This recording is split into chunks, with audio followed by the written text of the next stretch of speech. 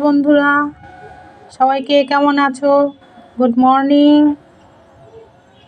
আজকে তোমাদের সাথে আমি একটা টিফিন রেসিপি তাই জন্য লাগবে এই যে ময়দা নিয়েছি হাফ বাটি,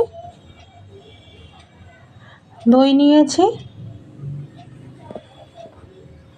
আর একটু খাবার সোডা আর একটু লবণ। এবার এগুলো সব একসঙ্গে করে, আর আমি ময়দাটাকে এই দই মাখবো, জল দেব না।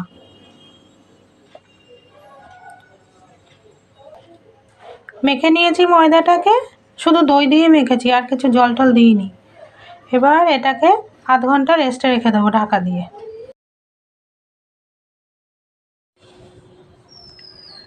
আধ ঘন্টা পর চলে এসেছি। এবার এই লেচিটাকে আমি দিয়ে একটু মোটা করে বেলে নেব। একটু মোটা করেই রুটিটা বেলে নিলাম।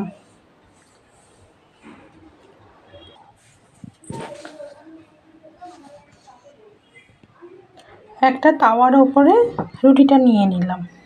এবার এই রুটিটাকে একটা কাঠি দিয়ে ফুটো ফুটো করে নেবো, চারিদিকে একবারে পুরো ফুটো ফুটো করে নেবো। কাঠি দিয়ে এরকম ফুটো ফুটো করে নিলাম।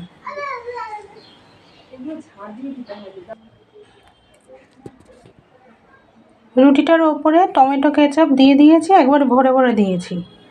এবার এই রুটিটার ওপরেই যে এখানে পেঁয়াজের ফ্লেক্স কেটে রেখেছি, এই পেঁয়াজের পাপড়িগুলো কেটে কেটে রেখেছি ছোট করে, টমেটো কেটে রেখেছি আর ক্যাপসিকাম কেটে রেখেছি, এইগুলো সব ওপর দিয়ে সাজিয়ে দেব।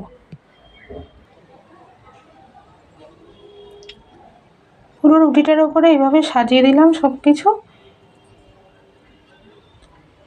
এদিকে কড়াই আমি বসিয়ে দিয়েছি অনেকক্ষণ আগে, তার মধ্যে লবণ দিয়ে দিয়েছি আর স্ট্যান্ডটা দিয়ে দিয়েছি। এর ওপরে আমি তাওয়াটা বসিয়ে ঢেকে দেব। স্ট্যান্ডের ওপরে বসিয়ে দিয়েছি, এবার এটা ঢেকে ভাপে বসিয়ে রাখবো। এখন একবারে ঢিম আঁচ করে বসিয়ে রাখছি, একটু একটু বাড়িয়ে দেবো আঁচটা, এইভাবে হতে থাকুক। ঢেকে দিয়েছি, এবার 20 মিনিট বাদে আমি আসছি। 20 মিনিট বাদে এসে দেখেছিলাম হয়নি তখন, এখন 35 মিনিট বাদে এসে দেখছি এখন হয়েছে।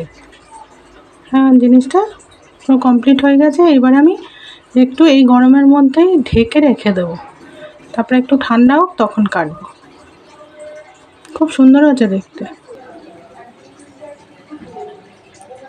দেখতে খুব সুন্দর হয়েছে। এই যে কেটেও নিয়েছি, এবার খেয়ে দেখবো। তোমরা ওইভাবে বানিয়ে খেও, ভালো লাগবে। আমার পাশে থেকো। টাটা।